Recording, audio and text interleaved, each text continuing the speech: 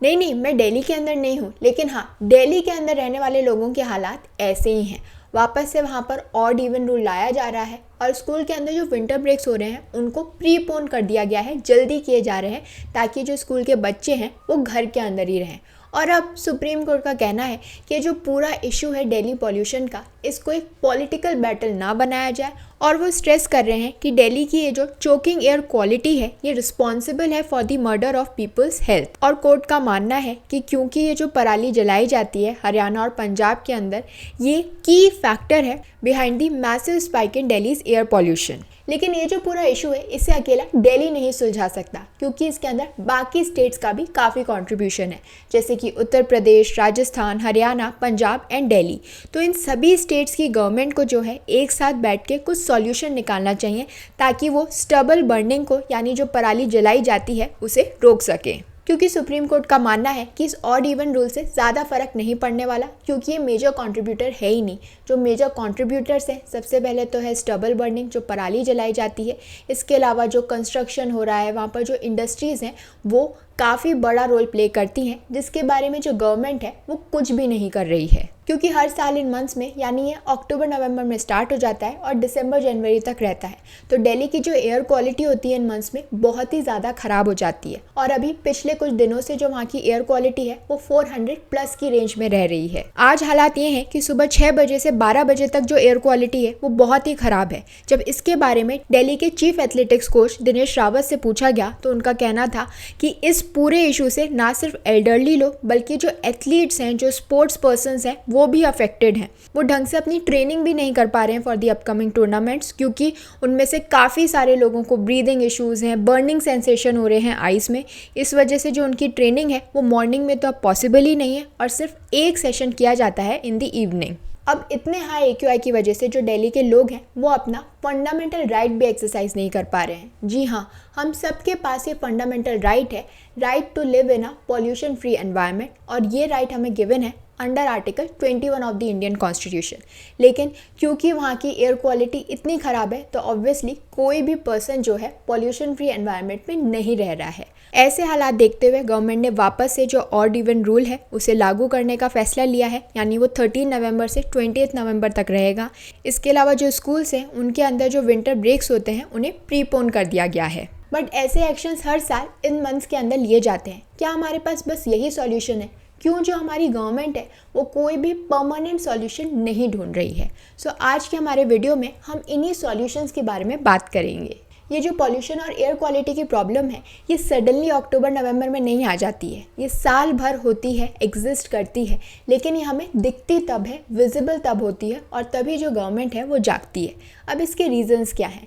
सबसे पहला रीज़न है लो विंड स्पीड। तो दिल्ली के अंदर जो विंटर मंथ्स होते हैं उस समय जो विंड की स्पीड होती है वो काफ़ी कम होती हैं, काम कंडीशंस होती हैं। अब ऐसे में विंड का क्या रोल होता है? तो जब विंड होती है, तेज़ तेज़ हवाएं चलती हैं, तो वो क्या करती है, वो हेल्प करती है इन डिस्पर्सिंग पॉल्यूटेंट्स, जिससे इम्प्रूव हो जाती है एयर क्वालिटी। लेकिन जब विंड जो होती है वो कम होती है, वीक होती है, तो उससे क्या होता है, जो पॉल्यूटेंट्स हैं वो लिंगर करते हैं इन दी एयर, यानी वो एयर के अंदर ही रह जाते हैं, which leads to higher concentrations and visibility of pollution. Second reason है वेदर कंडीशंस। तो विंटर के दौरान जो दिल्ली है वो ऐसी कंडीशंस जो है एक्सपीरियंस करता है, ऐसी मेट्रोलॉजिकल कंडीशंस जहाँ पे जो पॉल्यूटेंट्स हैं वो ट्रैप हो जाते हैं नियर द ग्राउंड, और इस फिनोमेना को हम टेम्परेचर इन्वर्जन कहते हैं। ये तब अकर होता है जब वार्म एयर की जो लेयर है वो प्रिवेंट करती है the upward movement of cooler air along with the pollutants. तो इससे क्या होता है, एक सॉर्ट ऑफ लिड क्रिएट हो जाती है ओवर द सिटी, जो कि ट्रैप करती है पॉल्यूटेंट्स को close to the surface, making the pollution more visible and harmful. Third reason है क्रॉप रेजिड्यू बर्निंग। तो दिल्ली के पास के जो स्टेट्स हैं जैसे कि पंजाब और हरियाणा, वहाँ पर इस टाइम पर जो है क्रॉप रेजिड्यू यानी जो पराली होती है उसे जलाया जाता है आफ्टर द हार्वेस्ट सीजन, और ये किया जाता है in the months leading up to winter. तो इसको जलाने से क्या होता है, ये रिलीज करता है a significant amount of particulate matter and pollutants into the atmosphere. तो ये जो पूरी कहानी मैंने आपको बताई ये हर साल की है, यानी दिल्ली के अंदर हर साल ऐसी सिचुएशन होती है। जो गवर्नमेंट है वो वेट करती है कि कब अक्टूबर नवंबर आएगा, ऐसी सिचुएशन होगी और उसके बाद हम या तो ऑड इवन रूल ले आएंगे या फिर स्कूल्स को बंद कर देंगे, वर्क फ्रॉम होम ले आएंगे, 50% कैपेसिटी पे काम करवाएंगे, कंस्ट्रक्शन वर्क जो है उस टाइम पे रोक देंगे, rather than finding a permanent solution for this. क्योंकि हर साल इन महीनों में हम ये सब काम रोक के नहीं बैठ सकते, हमें ज़रूरत है कि हम परमानेंट सॉल्यूशन ढूंढें। और एक बात और बता दूं कि ये जो एयर पॉल्यूशन की प्रॉब्लम है इसे हल्के में ना लिया जाए। हर साल लाखों लोग जो हैं एयर पॉल्यूशन की वजह से उनकी डेथ हो जाती है। वर्ल्ड हेल्थ ऑर्गेनाइजेशन के अकॉर्डिंग हर साल 70 लाख लोगों की डेथ हो जाती है बिकॉज ऑफ एयर पॉल्यूशन। अगर हम इंडिया की बात करें तो हमारे पास 2019 का डेटा है जिसके अकॉर्डिंग 16.7 लाख लोगों की डेथ हुई थी बिकॉज ऑफ एयर पॉल्यूशन। और सबसे सरप्राइजिंग बात बताऊं, इंडिया के अंदर जो मोस्ट पॉल्यूटेड सिटी है वो एक्चुअली में दिल्ली नहीं बल्कि भिवाड़ी है। और ये मुझे पता चला after reading the world air quality report. इस रिपोर्ट के अकॉर्डिंग जो पूरे वर्ल्ड के अंदर 50 मोस्ट पॉल्यूटेड सिटीज़ हैं उसके अंदर से 39 इंडियन सिटीज़ हैं। ये जो पूरी रिपोर्ट है it is based on the PM 2.5 levels in the air. इस रिपोर्ट के अकॉर्डिंग जो 5 मोस्ट पॉल्यूटेड कंट्रीज़ हैं वो हैं Chad, Iraq, Pakistan, Bahrain and Bangladesh. जो लाहौर है it is the most polluted city in the world, followed by Hotan in China and Bhiwadi in Rajasthan. और जो न्यू दिल्ली है it is the second most polluted capital city in the world. इस पूरी कहानी में जो समझने वाली बात है वो है PM 2.5 जिसको बेस बना के ये पूरी रिपोर्ट तैयार की गई थी। तो ये जो PM 2.5 है ये एक्चुअली में है क्या? ये एक एटमॉस्फेरिक पार्टिकुलेट मैटर है जिसका जो डायमीटर है it is less than 2.5 micrometres, यानी इसका जो डायमीटर है it is 3% of the diameter of a human hair. तो हम देख सकते हैं कि ये जो PM 2.5 पार्टिकल्स हैं ये कितने छोटे हैं। ये इतने छोटे हैं कि ये पेनिट्रेट कर सकते हैं into the lungs and even enter the blood stream. और वो लोग जो कि काफ़ी लंबे समय तक इसके एक्सपोजर के अंदर रहते हैं तो it can lead to lung cancer, heart diseases, stroke and other chronic health conditions. अब पॉल्यूशन कितना प्रॉब्लमैटिक है, इससे कितनी सारी डिजीजेस हो सकती हैं ये तो हम समझ गए हैं, लेकिन उस पॉल्यूशन का सोर्स क्या है, रीजंस क्या हैं? तो दिल्ली के अंदर ये जो पॉल्यूशन है इसके बहुत सारे रीजंस हैं, जैसे कि industries, construction dust, waste burning in open, stubble burning, dust and debris from roadways, lack of green spaces and many more. But again मुद्दे की बात यही है कि इन सब प्रॉब्लम्स का सॉल्यूशन क्या है और गवर्नमेंट ने अब तक क्या क्या किया है।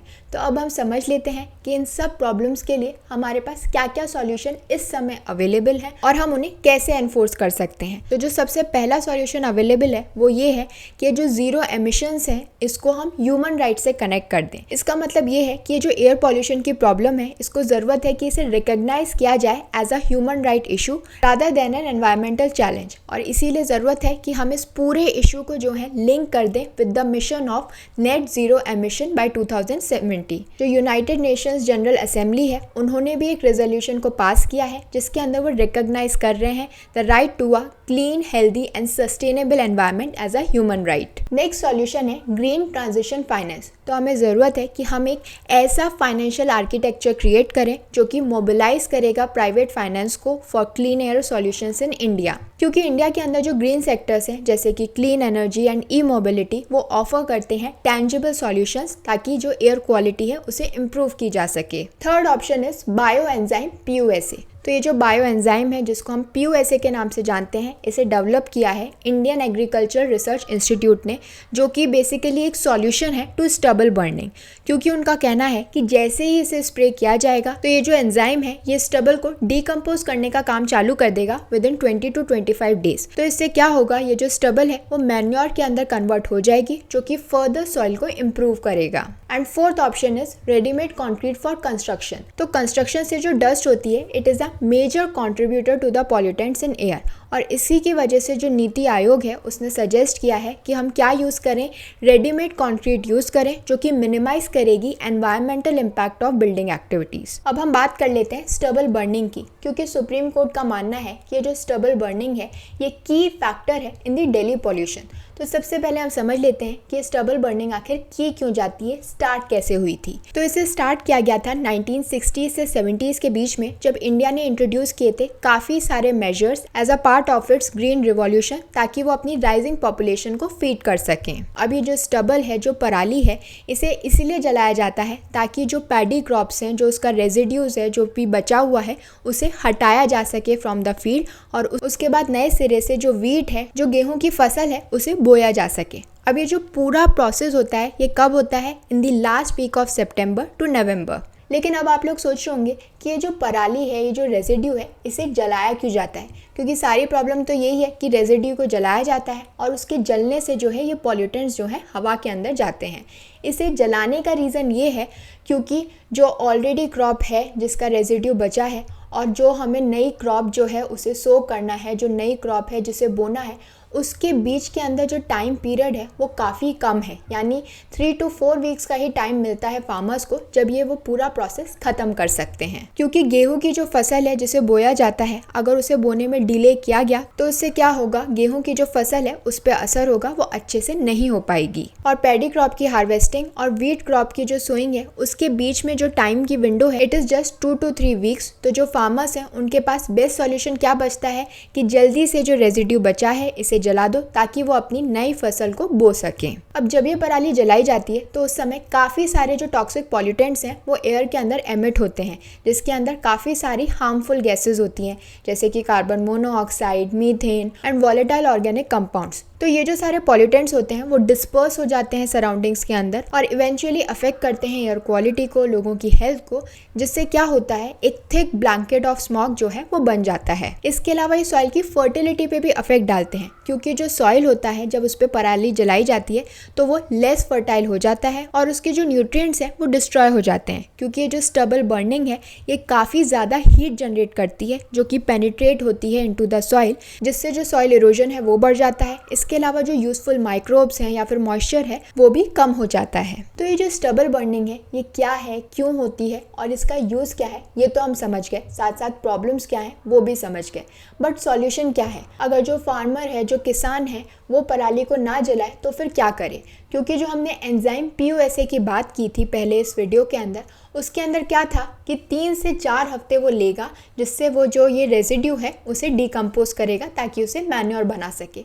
लेकिन अब हमने समझा कि पराली क्यों जलाई जाती है। वो एंजाइम अगर हम छिड़केंगे भी, स्प्रे भी करेंगे, तो जो फार्मर्स हैं उनके पास 3 से 4 हफ्ते का टाइम नहीं है। उनके पास हार्डली इतना ही टाइम होता है कि जो ऑलरेडी एग्जिस्टिंग क्रॉप है, जो हार्वेस्टेड क्रॉप है, उसका रेजिड्यू है वो जलाएं और उसी टाइम के अंदर उसी के साथ साथ जो नई फसल है उसको भी बोएं, उसको भी सो करें। तो इसके लिए एक और सॉल्यूशन सामने आया और वो सॉल्यूशन है अ ट्रैक्टर माउंटेड एक्सटेंशन मशीन, जिसे हम हैप्पी सीडर के नाम से भी जानते हैं। तो ये जो मशीन है वो वीट को सो करती है while simultaneously removing straw and depositing it over the sown land as mulch. यानी ये दोनों काम जो है वो साइमल्टेनियसली कर सकता है। दो ये जो टेक्नोलॉजी है ये काफ़ी इम्प्रेसिव है but it has high operational cost. तो जो स्टेट गवर्नमेंट्स है दो उन्होंने सेटअप कर रखी हैं डिस्टिलरीज ताकि जो है इसे यूज़ किया जा सके टू जनरेट इथेनॉल।